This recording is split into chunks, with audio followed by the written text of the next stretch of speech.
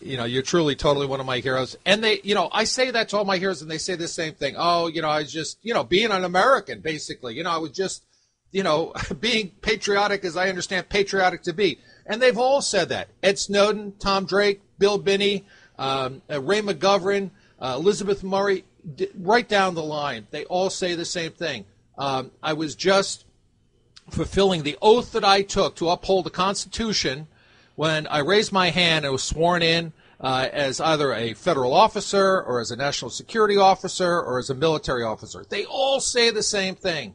Coleen Rowley, welcome to our show. Thanks for having me, and I'll just counter that with, I think actually also it's the context we're in. The old Voltaire quote about in times of universal deceit, telling the truth becomes a revolutionary act. Right on. This should just be normal, the normal telling of the truth, but in this kind of Orwellian thing, it really is, just for anyone to be kind of straightforward, is real unusual because everyone is going into this Orwellian mode. Right.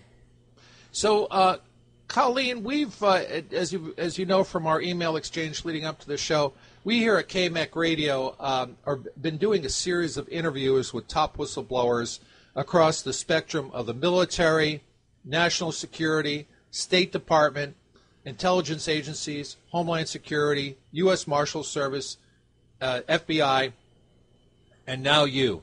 And what we're trying to distill out of this is a curriculum that we can both video as well as speakers and also a written curriculum that we can get foundation support for and give gratis, give it for free to the various federal police training academies, the national security training academies, the various war colleges and federal military academies, and say, look, this is what whistleblowers have to say about professional responsibility, about ethics, about being on that fulcrum, being on that tiny, tiny tip of the fulcrum where you're weighing your oath to uphold the Constitution against your loyalties to your department, to your boss, to your other team members, etc.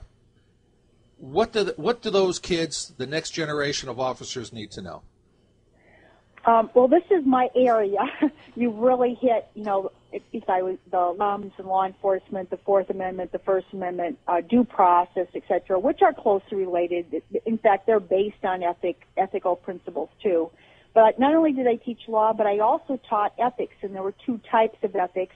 One was just kind of a basic law enforcement Sunday school one.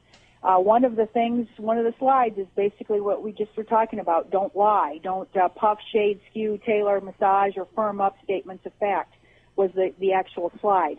And they didn't say don't lie because that was too harsh and your audience would reject it if you said don't lie. So they said do not puff, shade, skew, firm up, massage, etc.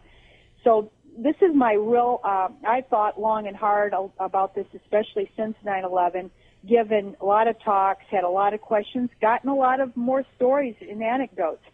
And we need to collaborate because I can give you a lot of tips. On law enforcement, the very best book out there, and it was written actually by a Minnesota police training officer, is entitled Walking with the Devil, What Bad Cops Do and Good Cops Won't Tell You. And that book, by the way, is almost something like Serpico could have written. The author is Michael Quinn, and it's that book about the ethics of law enforcement is essentially pertains to any profession, even though it's written specifically for law enforcement.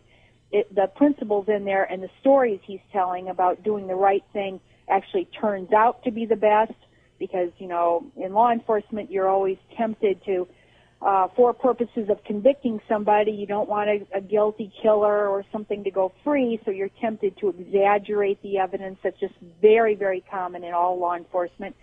So, but you find out that actually by following the process, the actual, integrity of the process, the outcome turns out to be largely better than if you would to be corrupting the process for purposes of the ends.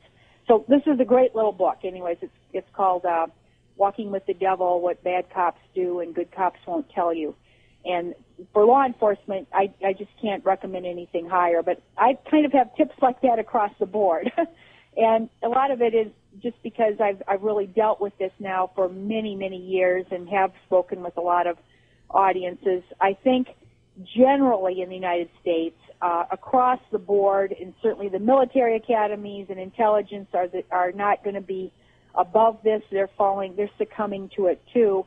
I think there is this general tendency now to believe in shortcuts, so-called emergency exceptions to the law. And, we're kind of sold that day in and day out that, you can't follow the old rules, for instance, of interrogation. Now you have to torture. And it's completely wrong because, as I said, these shortcuts are exaggerating, et cetera, not following the law, actually lead to bad outcomes. We're told, of course, that these things lead to these idealistic outcomes, but it's not true at all. You mentioned due process a minute ago, and I can't stop thinking about this one YouTube video where I saw Eric Holder saying that judicial process and due process aren't the same thing. We can go ahead and decide that we're going to kill someone with a drone strike, just a bunch of guys in a room. That's exactly in the same vein as what John Yoo was saying with torturing people to get confessions. It sells really well to people because they're not understanding that these ends justify the means. Utilitarianism, that's what it's all about. You're positing or concocting a good outcome. So for instance, by torture you find the Clint Eastwood movies, those old Clint Eastwood movies where the happy ending. And so then you say, well, to get to that happy ending, we have to violate the law. We have to torture. We have to certainly violate human rights, due process. If you assassinate somebody without a public hearing, without even adducing evidence, these things called signature strikes that they come up with on their Terror Tuesdays or whatever are just what happened with the killing of the American and Italian aid workers. That was a signature strike. So there's no evidence. There's no adjudication. There's no ability to even produce evidence to counter it, etc. There's no jury. This is all, inside a small room with a couple of people making a decision.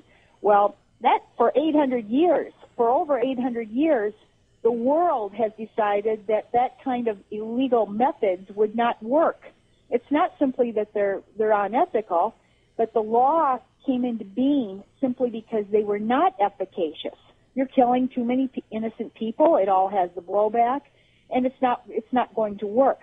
There's a great article out by Coburn. It's about the fact that they took the drug kingpin strategy, which was to take out, in the war on drugs, which is to take out these top drug kingpins, and then, of course, magically we will have lower amount of drugs in the United States. I mean, that was the theory, that you'd have this great outcome of lowering the drug supply, less, American addicts, if somehow you can take out the cartel drug kingpins. Well, this article showed that this was exactly the opposite, till the monopoly drugs flooded into the United States. So the exact opposite result from what they're telling you. And by applying that same strategy in the war on terror, of course, is taking out the top leaders, which sounds, to the average person, it sounds like it's reasonable, like that's going to help. But it's not helping at all, because for every person that you take out, you're having 10 new recruits. Right. And it's actually it's actually increasing terrorism. It's promoting terrorism in the world. It's having the exact opposite effect. And if our media would tell us the truth, which we're right back to where we started about telling the truth, nobody in their right mind would go along with these illegal methods. And it's because they actually have these extremely counterproductive effects. That idealistic outcome that they've led you to believe through fiction and through their propaganda and government propaganda, etc., simply is not true. It's having the exact opposite effect. Well, if that was known in the American public, there would be nobody would be going along with these things. Yeah, you're absolutely right. I don't have permission to use his name, so I won't. But I will say he's Irish. One of our family friends is a retired deputy commandant of the Marine Corps, assistant commandant to the Marine Corps. retired four-star, and he was also the deputy commander of the Marine Expeditionary Force in both Desert Storm and Desert Shield. 2 distinguished flying crosses, close to 700 combat missions. This guy is just a total stud, just a real total American, Stanford graduate, just first class in every way. And we were talking about the cowboy tactics of General McChrystal in Afghanistan. And he's saying, it's a good thing McChrystal got fired. And I asked him why. He said, well, because McChrystal was like the greatest recruitment tool that the Taliban ever had. He was creating many more enemies than friends. And I don't know why we don't see that unethical and immoral either military tactics or law enforcement tactics just are counterproductive in every way. And you know that through your, 27 years in the FBI, correct? Yeah, I think the reason we don't know that is because, again, this is kind of a sales pitch, or for lack of a better term, everything now is PR management, trying to manage perceptions of large numbers of people. To get them, obviously, to go along. And this is kind of a way of conquering. We're here at the 40-year anniversary of the end of Vietnam, and I think they worked so hard at conquering what they call Vietnam syndrome, where people eventually, when truth was getting out and there were these disastrous impacts upon Americans were occurring, then people said, hey, stop it. This is a terrible mistake. We got to get out. And so that was known as Vietnam syndrome. And so in the ensuing decades, there's been this concerted effort now to prevent Vietnam syndrome. And there's 3 or 4 ways, and they're major things that now Americans really have almost no human ability to even care about what's going on, because they've removed the things that they normally would have cared about. Number 1, of course, is the military draft. As soon as there's no draft, then it's the other people, the farm kids, the poverty draft of kids that can't get jobs, etc. That they don't raise taxes to pay for the wars as they used to in the past, and of course, it would be somewhere around $100,000 a family right now if you were to pay these $5-6 trillion that are now the cost of the war. If that was to happen, there would be no war. I mean, even if it was 25,000, even if it was a fraction of what it really is, the wars would end, because nobody would pay the taxes to pay for these. Then the third thing, of course, as we've been talking about, is the drone assassination. The drone assassination conquers Vietnam syndrome because there are no American casualties. You are just merely bombing, people in foreign countries, and it doesn't matter if they're civilians, if they're children, if they're aid workers. Oh, well, there's collateral damage. And no one is going to care about people that are considered foreigners. They care about Americans, but they're not going to, even if it's children, they're not going to care. And then the last thing is this propaganda machine with embedding the media, as opposed to what they did when they, tried to control it during the prior wars between Vietnam and the first Gulf War. They had it highly controlled. And so they realized that media got mad about being controlled, and as long as you embed them with the troops, then they bond with the troops. And we've seen many, right, kind of like the Williams, where all of the media now is so proud to be considered part of American Sniper and et cetera. So when you do all those 4 things, you essentially completely end any kind of Vietnam syndrome, and you will never have Americans care until they realize these costs are now boomeranging on themselves. And they slowly are boomeranging even on Americans. There are many people that think we've hollowed out our economy, and there's a lot of disastrous things. I've got a question for you, Coleen. My parents moved us from the city to New York City suburbs to the county seat of Rockland County, a place called New City, New York. And in that immediate neighborhood, within 3 blocks of where my parents' house was, you had Jack Danahy, FBI agent, who later went on to become the NFL's first security director. You had William Torpy, FBI agent, I believe one of his partners, who went on to become the first director of NHL security. You had 3 NYPD police captains. You had a Secret Service agent. I grew up in a law enforcement neighborhood. And it was inconceivable to me, that Mr. Danahy or Mr. Torpy or any of these guys would have been so corrupt and so fraudulent as the stories I'm hearing now. 2 weeks ago, we did a show on FBI agent, supervisory agent Richard Lambert, now coming out, invoking the Whistleblower Act, to say that the unit that he supervised to investigate the 2001 Anthrax letter attacks was fraudulent in every way, and in fact framed an innocent man, Dr. Bruce Devins, which ultimately led to his suicide. You had an FBI agent there, Vincent B. Lisi, who was rewarded for this. He was placed in charge of he was made an FBI's attaché to Yemen. Then he was put in charge of an international fugitive force, and he was made a counterintelligence director. Now he directs the FBI office, a supervisor agent in charge of the FBI office in Boston.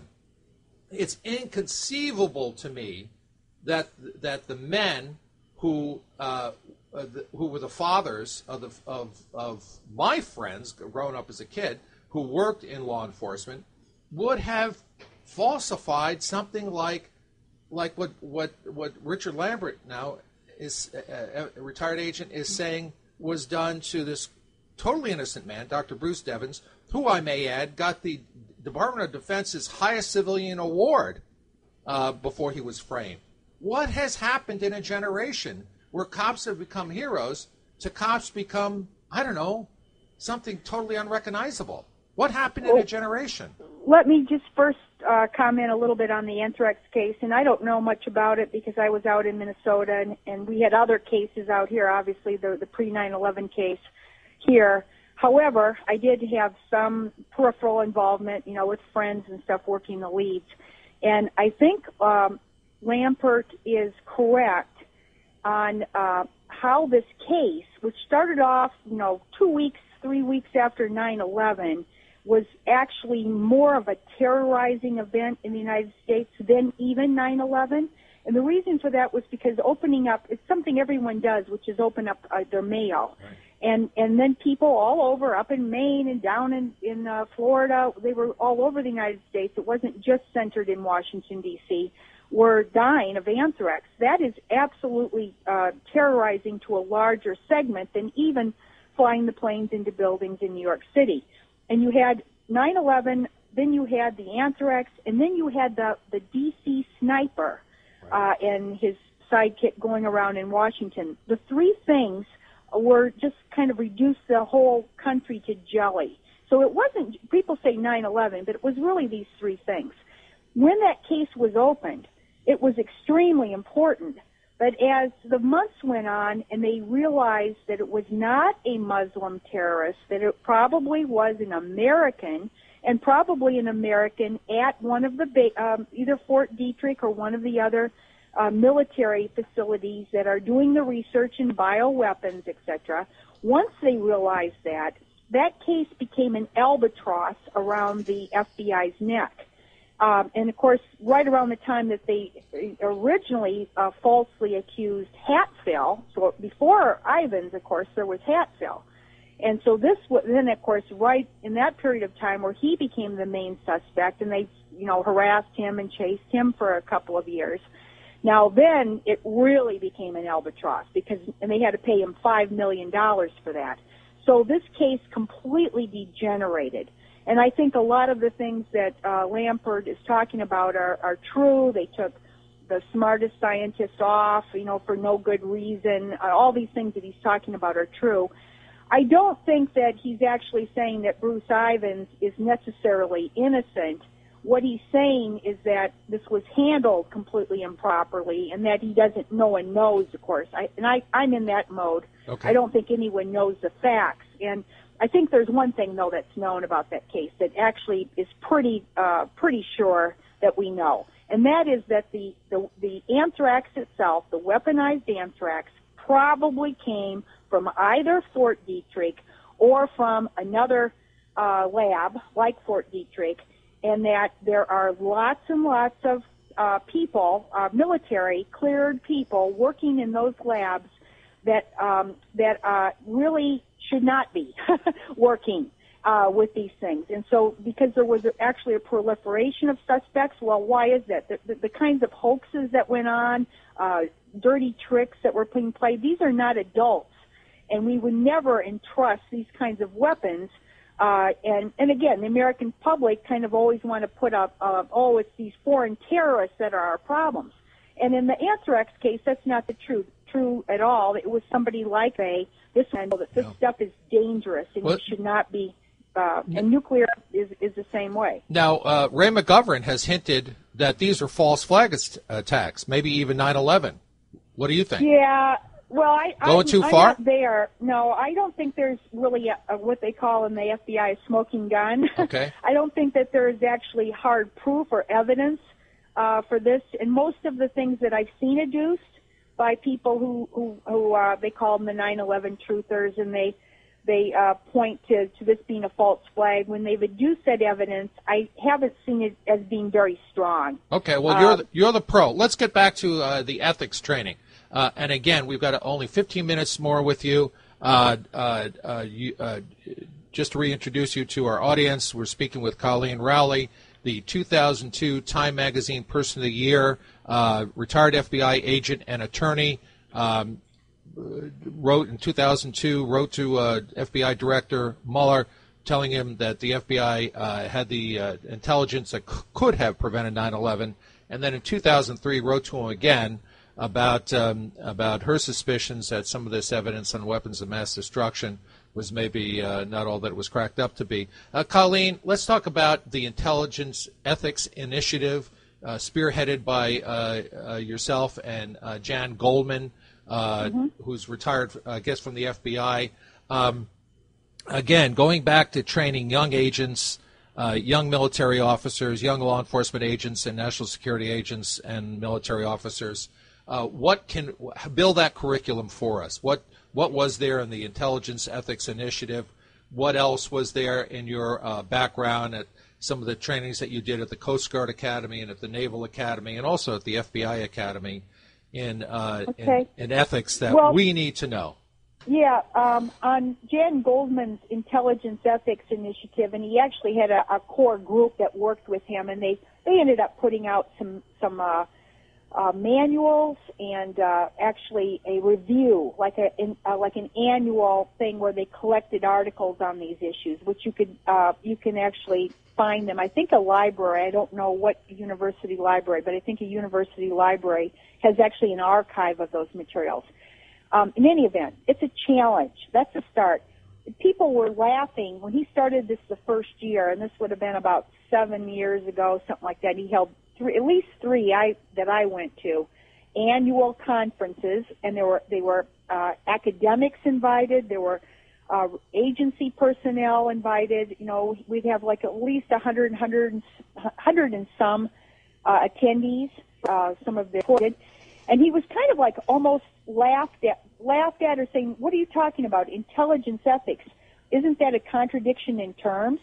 Because, for instance, in the CIA, you're told that you can violate the law as long as you only do this on foreign soil on foreigners. You're not supposed to do it on Americans. And so how are you going to tell them, you know, to follow these Kantian ethics when, in fact, they're told just the opposite? So he was met with a lot of hard questioning. And actually, you can even find some of those old articles that were written the first year. He kind of overcame those and said, you know, he was kind of using somewhat of the same reasoning. He said, no, we still have to have a bottom line, and we have to discuss these issues. This was kind of, I think, the first year or so, it wasn't known that the United States was engaged in torture and warrantless monitoring, etc. But by the end of this time that I even attended, it did become known. And there would be, like, debates in this conference. And, in fact, I went the year when there were Even academics were saying you had to torture people. They said it's perfectly ethical. It's utilitarian ethics. Yes, we're allowed to torture, etc. And I was, of course, making the opposite arguments and saying, no, this won't work. This is, blah, blah, blah.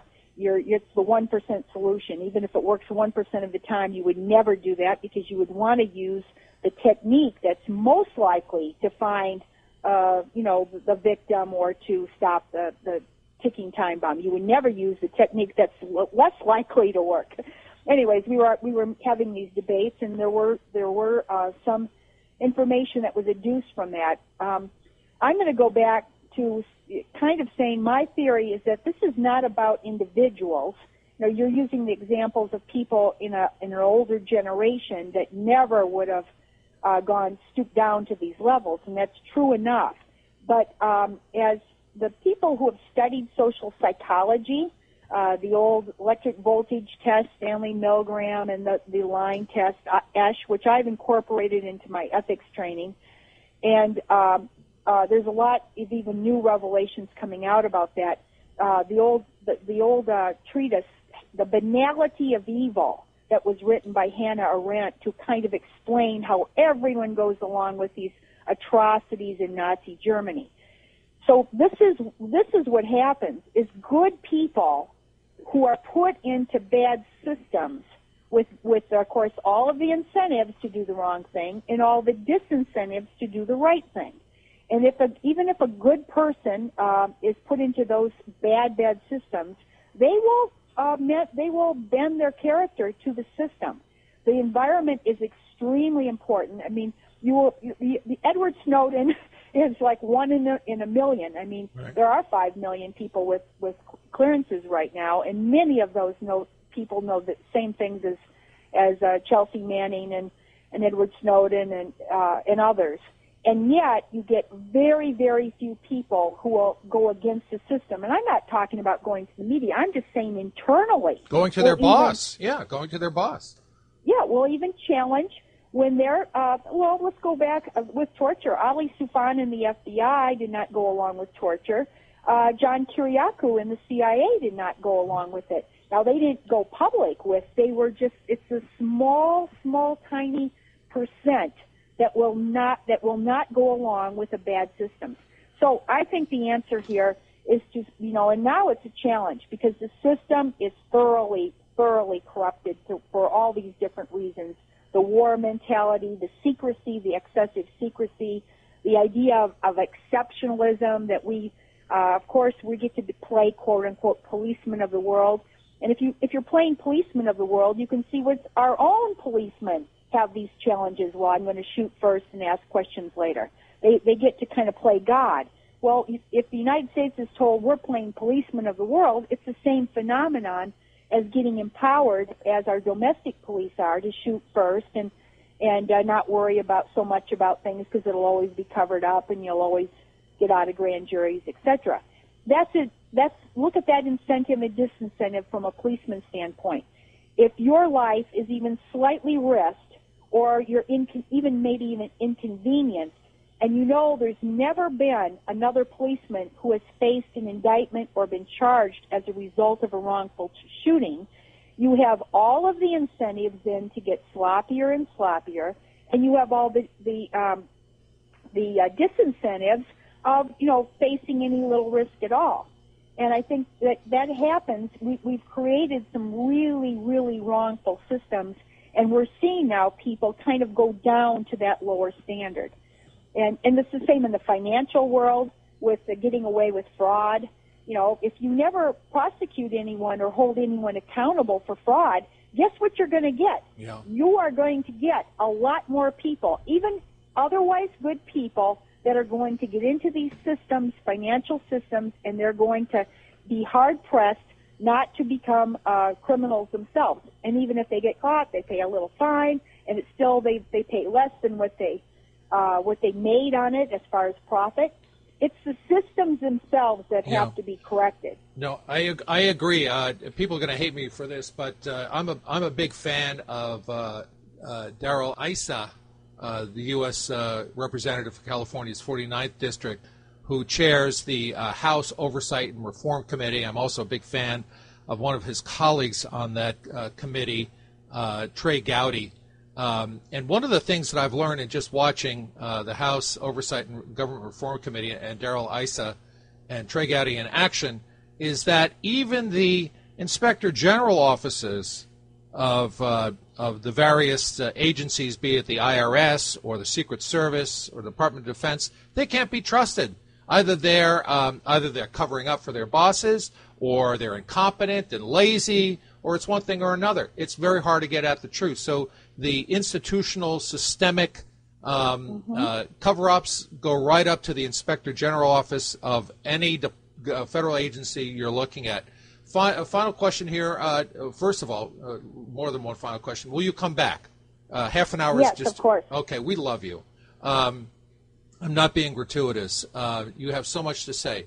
Number two, will you work with us, and particularly if we can get you an honorarium or a stipend, in developing this project for professional responsibility for young agents, if we get foundation support? Can we? Absolutely, absolutely. Wonderful. I would be happy to. Very good. And it also, is Jan Goldman still alive, and can that person be reached?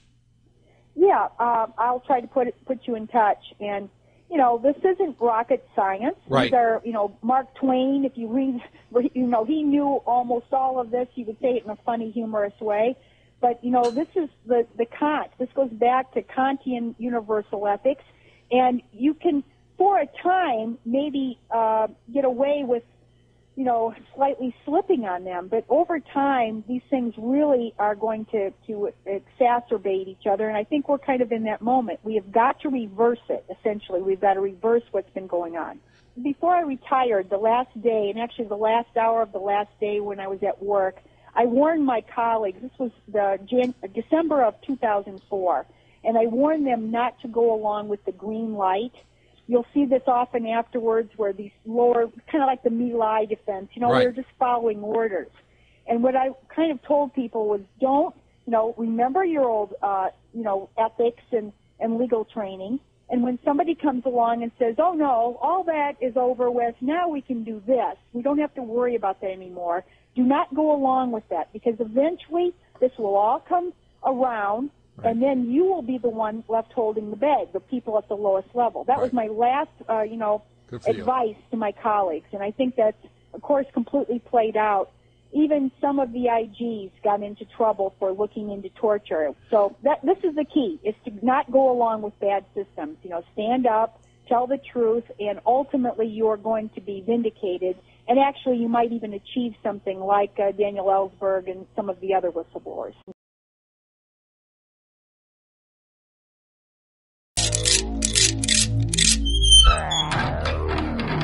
And instead of talking, we're going to do something about it.